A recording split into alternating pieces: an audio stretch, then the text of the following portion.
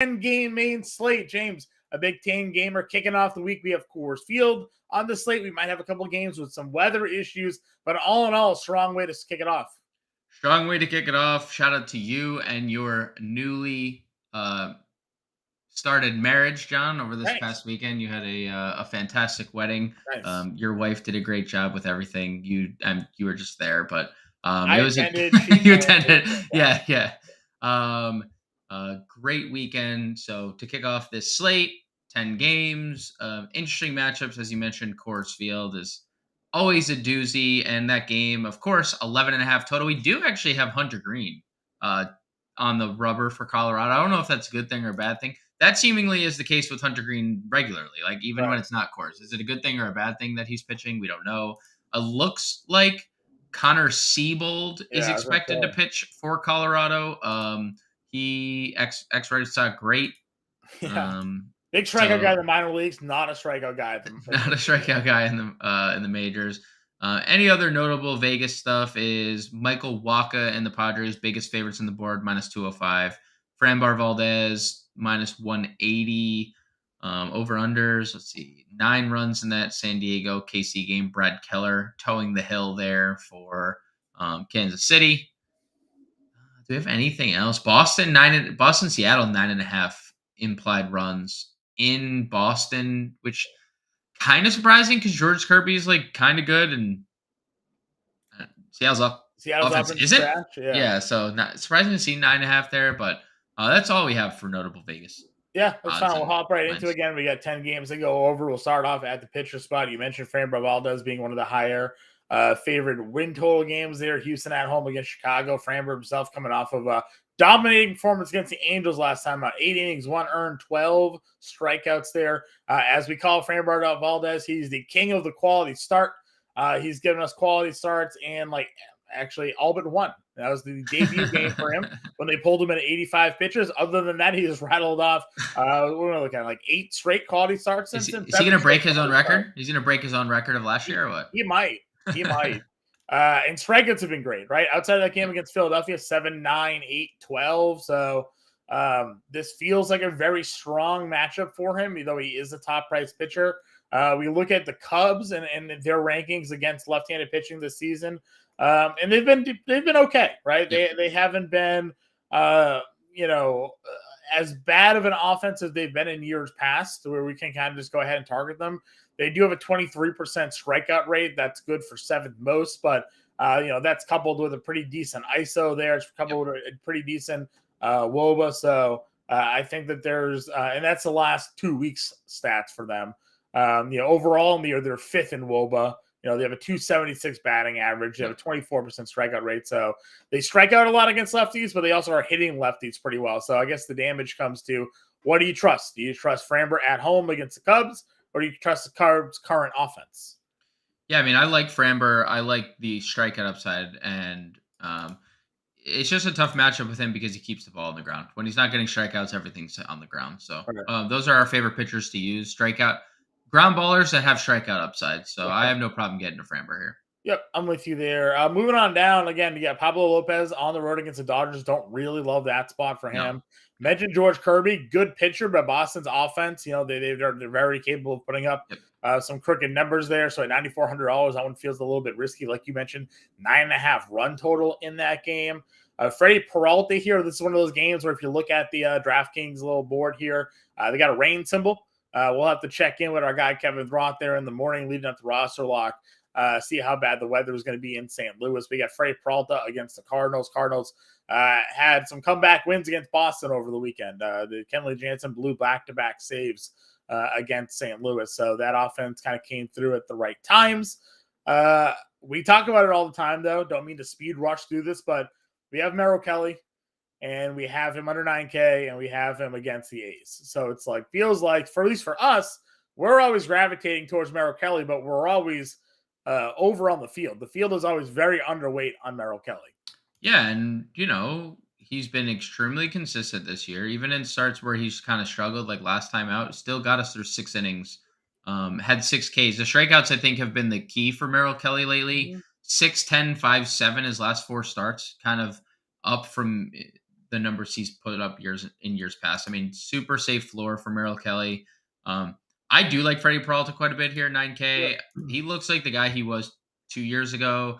3 straight really good outings, including 23 strikeouts over his last 18 innings pitched. I And know he has St. a Louis. start against St. Louis already this year. 6 innings, 1 earned, 7 strikeouts, 102 pitches in that game. So Yep. Five of his 7 starts, he's put up 22 and a half or more fantasy points. Like he's just been incredibly consistent. A guy that was over 10K for 3 straight slates. Yep. Now is at 9K. So yep. I like that. I like that. So those are probably my 2 like upper tier guys. Like after Frambaugh, I'll look at Peralta and Kelly with you. In the mid tier, I kind of like Tanner Houck here at $8,100. I think he's in an interesting spot. I know the numbers do not look very good. He's had some pretty tough matchups. But you look at like the start against Minnesota, which is, as we talked about, not a good team. They have a pretty weak offense. He goes 7 innings, strikes out 7, gives up 3 earned runs, gives you 23 fantasy points. When I'm looking at sort of the matchups where he's done well on, they're the weaker offenses, and that's what we have here in Seattle. Now, the run total is certainly going to keep teams probably off of this spot, but Seattle on the year against right-handed pitching, the second highest strikeout rate.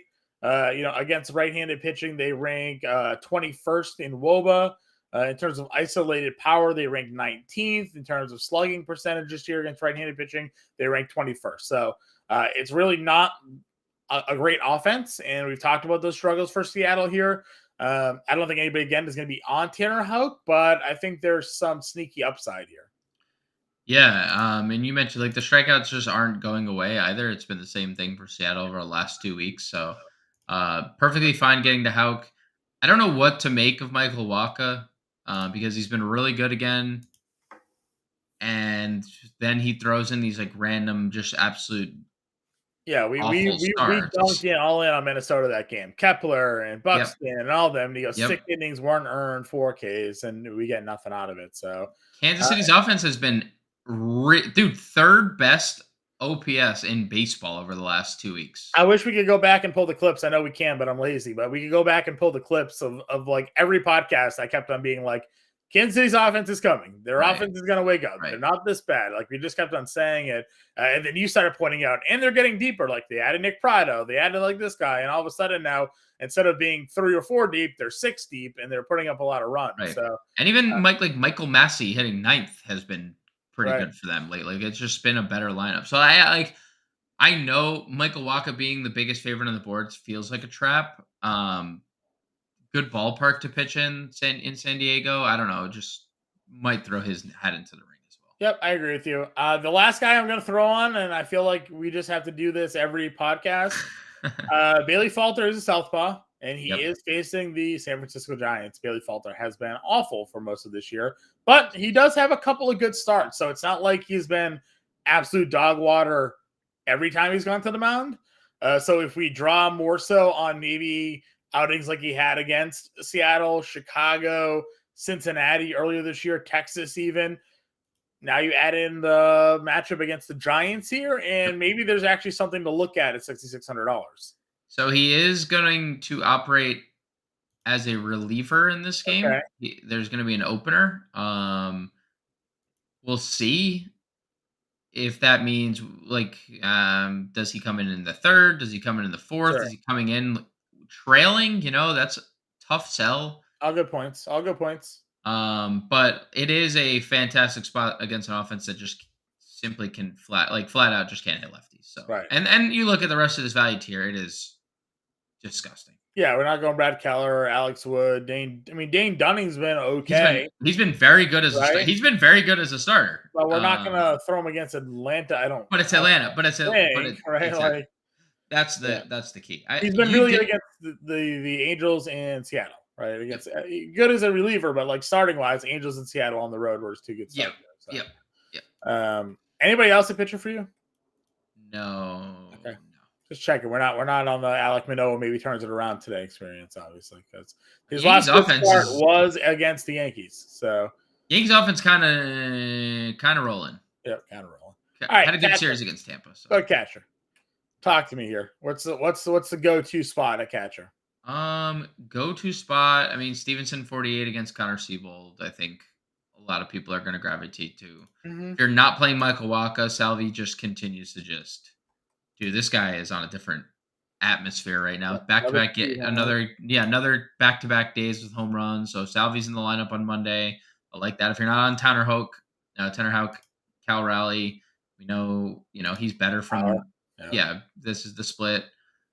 That's probably it. Like over 4K. I don't think I'm gonna get to Elias Diaz against Hunter Green. You can.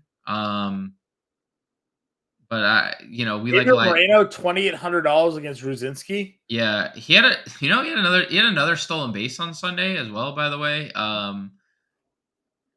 gonna interesting that he's like running now, right? Like that's his second stolen base his last 10 games. Just on top of a 310 average. Why is he $2,800? It just I mean, it's just because like you look at it and it's kind of a low.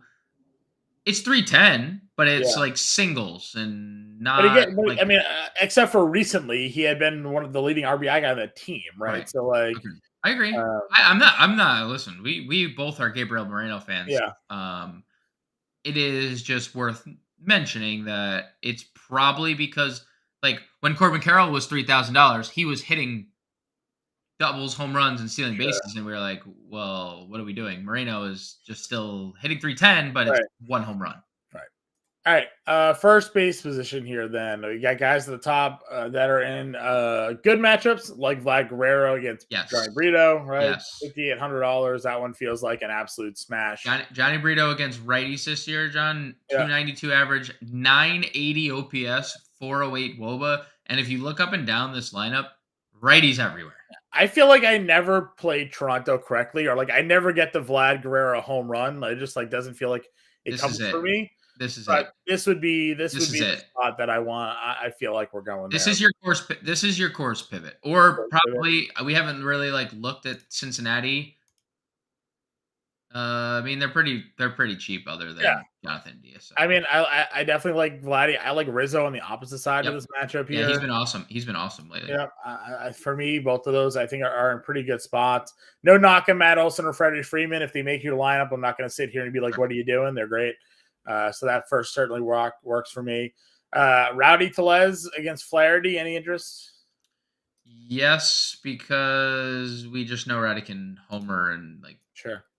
Pasquantino, we're always in on $4,200. Just a good player. If Wacha beats us, he beats us. But I'll take my chances on Pasquantino out hitting Wacha more often than not. For sure. More guys down here under 4K. What's your targets? Noda, if you're not playing Merrill Kelly, Kirilloff has been really, really good, John. It's just gonna look at the runs. Look. It's your wedding weekend. We don't even get to enjoy the Minnesota scoring 27 runs the last 2 days. Kirilloff 5 hits, 2 home runs, 2 doubles. Can we talk about Kirilloff? 6 walks, 5 strikeouts. Yeah, dude, he's a dude. 4 walks. This guy just needs. If someone's up there listening, please just let this guy stay healthy. It's true. It's true. Nick Prado, and then Nick Prado here. Yeah, Nick Prado for sure. Who's stealing bases off of Syndergaard in that game? That's what I want to know. Who's stealing bases off Syndergaard? Polanco? Possibly. I'll throw one more hat in the ring here, and that's Tristan Casas. Last 10 games for Casas, 310, 986, 552 slugging. Okay. This was, again, a very, very highly touted prospect, top 25, Baseball America. Off to a very slow start this year, but he had like a 140 BABIP. There was just a lot going kind of against that. If he's starting to crawl his way out of this slump and get into that, I mean, he's not a $2,400 hitter based off his prospect status. The power's pretty legit with him. So I don't know what your splits are for George Kirby against lefties, but Casas, if he's starting to come alive here, I think is a pretty interesting way to get some Red Sox exposure on this slate. Nobody's really hitting Kirby hard. Right. Righties hitting 227, lefties hitting 247, but 530 OPS for righties, 640 OPS for lefties, 265 WOBA against lefties. So it's like better, just still not. He's been good. So he has been good. So, but I think Casas just given a pedigree and just the recent form is an interesting, interesting peak. Second base position here. Guys at the top, you got Simeon. Jonathan India, though, going to probably lead the way in Coors Field against Connor Seabold. He's been an absolute monster again, getting on base, scoring, stealing bags. So big fan of him at $5,600. Then we just kind of dumped down into the mid tier. What are the targets for you here? If you're playing Yankees, Glaber's been good lately. He's hitting atop the Yankees lineup. That's been a nice spark for them. Not playing Rojas at 46, although it's a good spot. I think we're going to actually have some Diamondbacks interest here. Chris Morel, man, he's been so good. I just wish he wasn't facing a lefty here. I wish. So listen, love my wedding weekend, but I didn't really pay attention to our seasonal fantasy league as much. And Morel was on my bench for both. Yeah, he's been so good. Unfortunate, yeah. Listen, all the reports out there that he was going to be like a part-time player or he was going to get sent down, like he's hitting himself into like an everyday role. He has to. Yeah, he's got to stay. Not that very tough matchup. I don't think tough matchup. Spot to use. No. Speaking about him in general, a guy that I think is going to start popping up on our radar a little bit more here. Whit Merrifield at $3,900. I like it. 5 stolen bases in his last 3 games. Yeah, dude. Merrifield. 8 in the last 10. So like this is what he is now, right? Like he's a guy that led the league in stolen bases 3 years ago. Yep. So I'm fully on board getting some Blue Jays here. Mauricio Dubon continues to just do what he does, right? Like if you want 5 fantasy points, lock him in. Right? Yeah, honestly. That's what you're gonna get a hit and a run scored like probably within the first 2 at bats. Yep. Definitely worthy. And Manuel Valdez, he homered the other day. He's $3,100. Again, I know you're talking about tough matchups against Kirby, but Boston at home has been pretty strong there. Anybody else for you? Bryce Terang homered on Sunday for what it's worth. 783 OPS over his last 10 games. He's speed guy too, so he's cheap if you're playing guys against Jack Flaherty. Michael Massey too. 40. All right, Massey. He's been insane. He's been insane. 379 average his last 10. 1,100 OPS over that span. 2 homers and a bag stolen during that stretch as well. So, yep, I don't be fooled by the 218 batting average. It could be a spot for him to pop up. He hits 9th too, right? So, like wraparound stack for them too, like that. Third base position here. Devers up top. Matt Chapman was a guy that has cooled off considerably since his ridiculous start, but could be a turnaround spot for him here. Yeah, I think Matt Chapman goes through like the best and worst spells during the course of a baseball season. Yeah. Like every year. But this feels like you said, this feels like a spot that can help him break out. Righties are the split that kills Johnny Brito. And Matt Chapman against righties this year, 366 wobbles. Yeah. So. Yep. We haven't hit any San Diego yet because their players haven't really hit our board, but Machado at 47 against Keller definitely feels like a good spot. I know Machado not his best form, but still good matchup. Who in the mid tier are you looking at? Who in the mid tier? Ryan McMahon, if you're playing the Colorado side of the game. Nick Senzel, he's cooled off after a hot start, but hits in 405, lots of extra base hits over that span. So Senzel, 4,500 is okay. Patrick Wisdom gets a lefty. I don't think you need to go there, but he does mash lefties. LeMahieu, 3,900. He continues to hit. I don't know why his price is dropping, but we saw him at 4,300 as early as Saturday. Now he's 3,900. Gets Manoah. Manoah's, we know, well documented. He's been bad. Yeah, that's probably it. And then you just drop. Do I keep making fun of Kyle Farmer, or what's the deal? I mean, I'm not making fun of him. Even you were making fun of him. You literally. I said, should I keep making fun of Kyle Farmer? Oh, okay. I'm like, yo, I swear the comment the other day was Kyle Farmer. I'm just mentioning him. He's hitting like 4th or whatever. I don't know why, but I mean, yeah, he's been good. He's been good. I don't know. I don't know what to tell you. I'm not playing him. I'm not playing him here, but he's probably gonna prove us wrong again. Keep saying we're not playing him, but there it is. Let's see here. Anybody else on your radar down here? I mean, Oswaldo homered. I know it's the worst part of the split, but I like the eligibility. A bunch of RBIs in the last couple games, but that's probably it. Shortstop position, sir. Up at the top, we got a good Bichette at 56. Yep. And you're going to look to get that. Mookie Betts back with shortstop eligibility. Bobby Witt homered today. He's at 53. You got Trey Turner versus lefty at 52. Pena is all the way up to 49. I mean, a lot of top end talent here. And then Xander at $4,600. I know he's been struggling a bit, but gets the Keller matchup.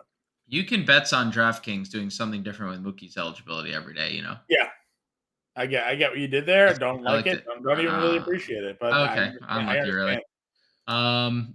Bobby Witt, I'm probably gonna stack against Michael Wacha. Truth be Feels like told. we're going. I'm probably. I mean, we just like we've turned into such a Royals first podcast here. Love Bichette, Mookie. Obviously, you can get to if you want. It's not the best matchup. I like other guys' matchups in this spot, like Bobby Witt, like Trey Turner. Jameson Taillon's obviously exploitable if Pena gets on. He's been running a decent amount this year. And then if you're playing Padres, like Xander is obviously in play. The issue is just he's been very bad. Since the first he was hot for 3 weeks, and now he's been. He was the hottest hitter, like one of the hottest hitters in baseball, if not the hottest hitter in baseball. And then it's just kind of cooled off. Alex Wood has been pretty bad this year. Yeah, he hasn't been good. Righty's hitting 294 with an 800 OPS, 365 WOBA. So we know, Yeah, Trey Turner's for Trey Turner as well. Very good. Where are we going here? Volpe's back.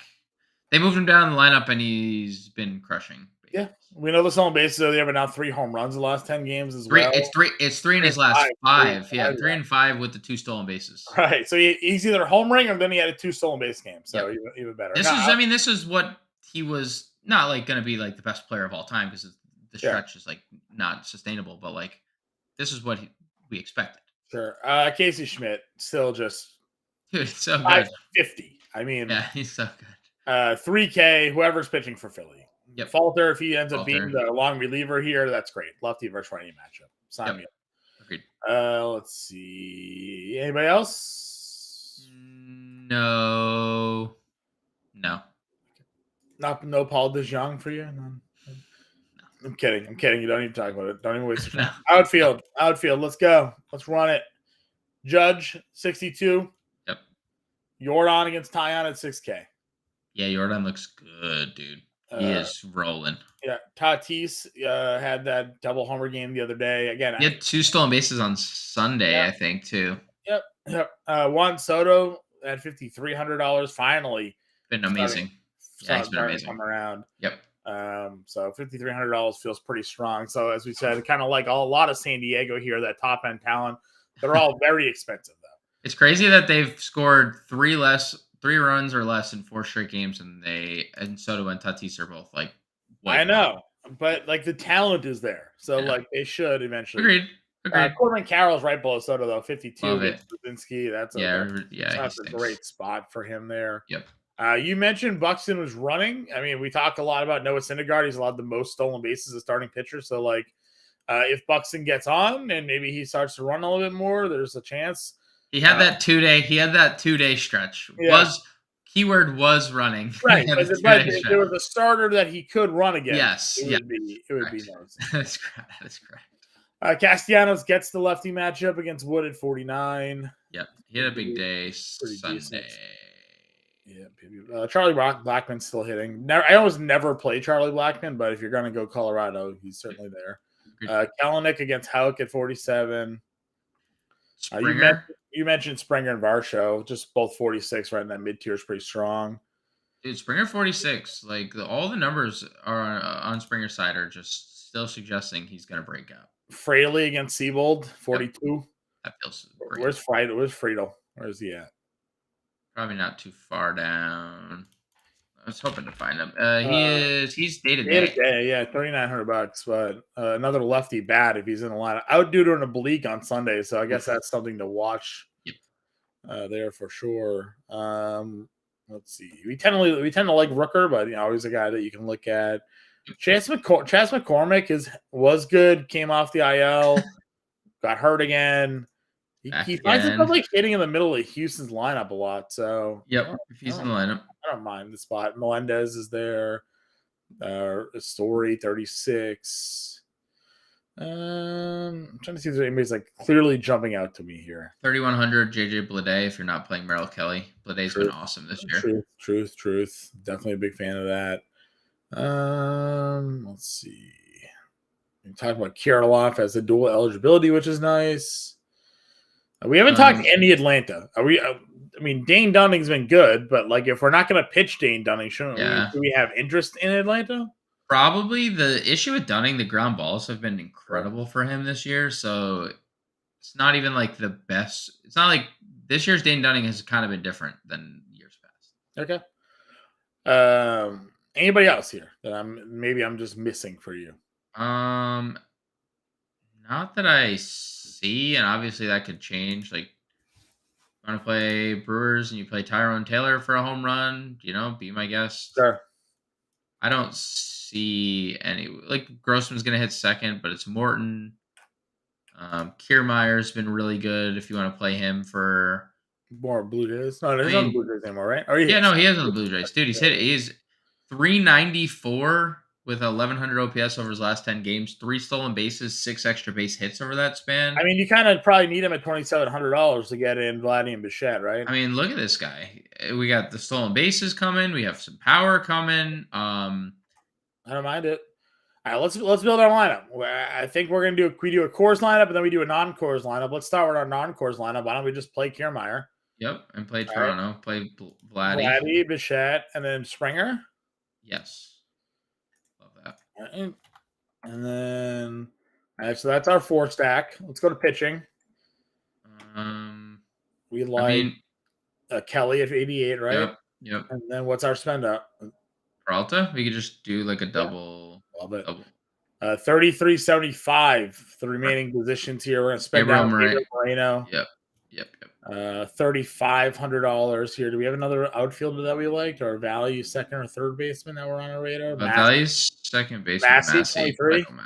Yep. Third base, $4,200 for outfielder and a third baseman. What was Prado?